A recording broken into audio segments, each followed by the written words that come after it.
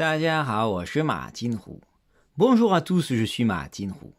Aujourd'hui, je voudrais vous présenter en ce début d'année du lapin, le lapin dans la culture chinoise. Allez, c'est parti!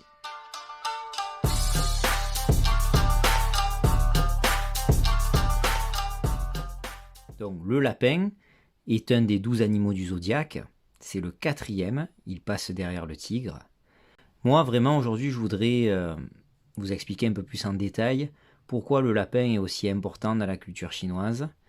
Déjà, si vous regardez la première image que je viens de mettre, c'est l'animal de compagnie de la déesse de la lune.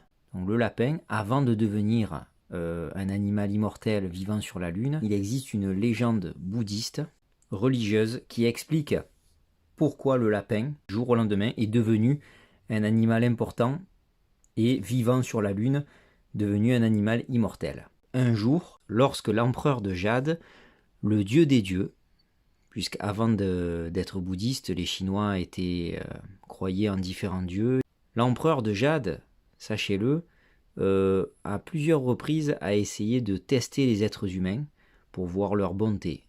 Et là, cette fois-ci, en personne, il est descendu sur Terre et il s'est déguisé en vieillard. Il s'est transformé en vieillard, vous le voyez sur le côté droit. Et ce vieillard, bien sûr, est allé mendier auprès d'animaux, cette fois-ci, et non d'êtres humains. Il est allé voir un singe, une loutre, un chacal et un lapin blanc. Et il leur a dit « J'ai très faim, est-ce que vous pourriez m'aider à me trouver à manger ?» Alors le singe, tout de suite, monte dans les arbres, va chercher des fruits frais, et il lui apporte. Il lui dit merci beaucoup. La loutre, qui mange beaucoup de poissons, va dans les rivières et va chercher du poisson. Elle lui dit il n'y a plus qu'à faire cuire le poisson. Ensuite le chacal, il lui donne le lézard. Il dit c'est pas fantastique mais merci quand même. Il dit ça va. Alors il va vite voler dans une habitation humaine. Il va voler un pot de lait caillé, une sorte de fromage blanc. Par contre, le lapin, très embêté, lui dit moi je suis désolé, je n'ai que de l'herbe à vous donner, je ne mange que ça. Il dit ce que je vais faire, c'est que je vais me sacrifier pour vous. Et il se jette dans le feu pour se donner en nourriture en tant que viande animale. Il se dit au moins je vais pouvoir bien le nourrir. Donc vous imaginez bien que le vieillard, qui est en fait l'empereur de Jade, le dieu déguisé, est impressionné par ce sacrifice. Et il dit non, en fait, je suis un empereur, je suis un dieu, je suis l'empereur de Jade, et je suis impressionné par ton sacrifice, donc ce que je vais faire, c'est que je te ressuscite, et à partir de maintenant, tu vas devenir immortel, tu deviendras le lapin de Jade blanc, et pour l'instant, comme on n'a pas de divinité sur la lune, puisque la déesse de la lune est arrivée plus tard, il lui dit, je t'envoie sur la lune, tu seras immortel, et tu vivras sur la lune, on te vénérera. Voilà l'origine du lapin de Jade, qui est devenu un dieu immortel vivant sur la lune. C'est pour cette raison que vous voyez sur l'image la déesse de la lune qui est tout le temps en compagnie du lapin de Jade. Le lapin de Jade, en fait, il passe un peu ses journées à préparer des mixtures, des médicaments, notamment des médicaments, des pilules d'immortalité. Je reviendrai dessus dans une autre vidéo, puisque c'est un rapport avec la déesse de la lune. C'est pour ça qu'il a une signification dans tout ce qui est domaine médical, tout ce qui est guérison. Alors, les Chinois, même en 2023, essaient de trouver une explication un peu tangible et réaliste. On sait très bien que c'est une légende, mais ils ont pris des photographies de la Lune et ils ont eu l'impression, comme vous le voyez sur l'image, que ça ressemblait en gros à un lapin qui était en train de faire, avec un mortier, des médicaments. Donc ils se sont imaginés que c'était bel et bien le lapin de Jade qui faisait ça. C'est pour cette raison aussi que lors de leurs différentes missions vers la Lune, les Chinois appellent souvent leur fusée ou leur mission Chang'e, qui veut dire la déesse de la Lune, ou bien Yu Tu, qui veut dire le lapin de Jade. Alors sachez que la plus grande fête en Chine est bel et bien le Nouvel An chinois, mais la deuxième fête est la fête de la mi-automne, ou fête de la Lune, qui a lieu fin août, début septembre. Donc cette fête est dédiée à la déesse de la Lune que vous avez à gauche, mais à droite avec son mari Hou. Ça, il faut connaître la légende, mais j'ai pas le temps de vous l'expliquer ici.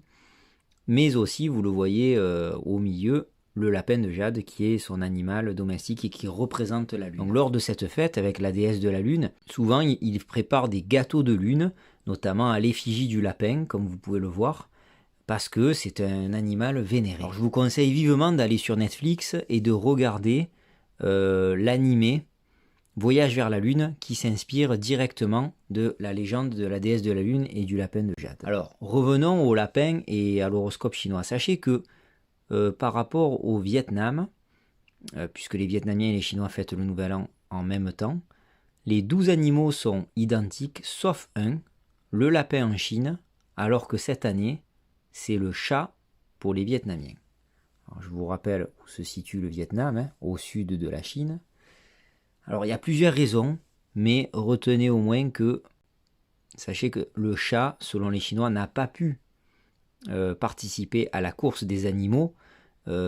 Pourquoi? Parce que c'était le meilleur ami à l'époque, selon les Chinois, du rat, et le rat, très égoïste, n'a pas voulu réveiller son ami le chat pour participer à la course des animaux qui a donné la liste des 12 animaux de l'horoscope chinois, tout simplement parce que le rat avait trop peur de perdre la course, il voulait arriver à tout prix premier, il y a menti, il a dit je vais te réveiller alors que vous savez que le chat est très dormeur, et en fait il a participé à la course alors que le chat était en train de dormir. C'est pour cette raison que pour les Chinois, le chat n'est pas présent dans l'horoscope chinois. Sachez que si un jour vous voyez ce que l'on appelle des tianges, des papiers découpés, des décorations sur les fenêtres, notamment lors du Nouvel An chinois, vous pouvez apercevoir ce type de papier découpé avec un serpent qui enroule un lapin. Est-ce qu'il veut le tuer? On pourrait l'imaginer. En fait, il représente, parce que le serpent, c'est plutôt un animal dépensier, il veut se faire de l'argent. Alors c'est peut-être bien, mais au détriment des fois de la sagesse. Alors parce que le lapin représente plutôt la sagesse, le calme, la raison. Donc le lapin représente la prospérité pour les Chinois, mais il est connu pour mettre quand même de l'argent de côté et freiner un peu les ardeurs de certains. Donc si vous êtes à fond dans le business, que vous voulez dépenser beaucoup d'argent comme le serpent, mais qu'à la fois vous êtes un peu lapin, c'est-à-dire que vous arrivez à mettre de côté, à être raisonné pour pouvoir réinvestir, ben c'est le meilleur des moyens pour s'enrichir. Alors sachez que dans le nord de la Chine, notamment dans la région de Pékin, Beijing, il y a ce que l'on appelle le dieu lapin. Tu'erye. Alors ça date d'il y a plusieurs siècles, rapidement je vous explique. Les habitants de Pékin ont connu une énorme épidémie, donc pas le Covid, je pense pas, mais une épidémie très grave il y a plusieurs siècles. Et ils ont eu besoin de l'aide, d'après la légende bien sûr, du dieu lapin qui est descendu de la lune sur Terre pour pouvoir les aider, puisque, rappelez-vous, il prépare des médicaments, même si c'est surtout le médicament d'immortalité, il représente la guérison, tout ce qui est médical. Et en fait, quand il est représenté à droite sur un tigre noir, parce que le tigre peut représenter aussi la guérison, mais quand il est noir, déjà ça fait le yin, noir, et yang, blanc, du lapin blanc, donc les opposés, et le lapin est sur le tigre noir, il essaie de le dompter. En fait, la médecine qui essaie de dompter le mal, ici la maladie. Voilà pourquoi il est représenté souvent sur un tigre noir. Donc depuis ce jour, étant donné que d'après la légende, il a sauvé la ville de Pékin de l'épidémie, il est vénéré et chaque année, lors du Nouvel An chinois, si bien sûr on fête l'année du lapin tous les 12 ans, mais surtout aussi lors de la fête de la lune, ou appelée fête de la mi-automne en septembre, eh bien, les habitants de Pékin achètent des statuettes en argile pour montrer qu'ils remercient encore le dieu lapin de les avoir sauvés, donc ils le vénèrent. Pour terminer, dans la vie quotidienne, le lapin est présent notamment sur des paquets de bonbons. La marque de bonbons la plus connue en Chine, c'est pas forcément la meilleure pour nous. Là, ici, la photo au milieu, c'est pour vous montrer déjà la marque de plus près, avec le lapin blanc, hein, bien sûr, ça représente le lapin de jade. Donc vous voyez qu'il est même présent, le lapin de jade, dans une grande marque de bonbons qui s'appelle Ta Pai Tu, le grand lapin blanc. Alors là, ici, quand il est blanc, ici à l'intérieur, c'est goût au lait. Par contre, Quand c'est rouge, c'est à l'haricot rouge et jaune au maïs. Ensuite, comme tous, hein, tous les enfants sont élevés avec des histoires, des contes pour enfants, notamment avec pas mal d'animaux. Alors bien sûr, ils connaissent très bien la fable du lièvre et de la tortue, mais ici, regardez, vous avez deux exemples de petites histoires pour enfants avec Xiao Tuzi Zhao Taiyang pour celle de gauche, qui veut dire le petit lapin qui cherche le soleil. Alors peut-être qu'il cherche le soleil aussi parce qu'il représente la lune, donc lui il représente plutôt la nuit. Et à droite, Xiao Tuzi Shui Bu Zhao.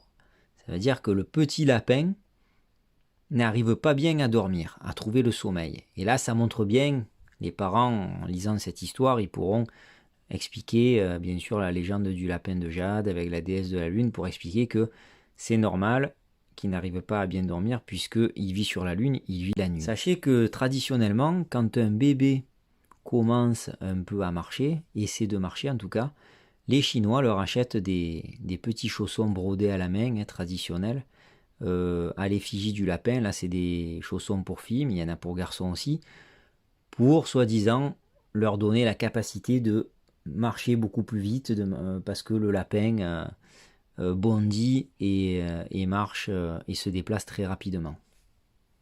Bien sûr, le lapin est symbole aussi de guérison, hein, tout ce qui est médical, donc ça peut les protéger des maladies. Et j'en termine en vous souhaitant Tu Nian Kuai Le, Tu Nian Kuai Le, une très bonne année du lapin, et notamment du lapin d'eau, puisque cette année 2023 c'est le lapin élément eau. Xie, à très bientôt pour de nouvelles vidéos. 再见. À bientôt sur ma chaîne, et n'oubliez pas de partager et de liker.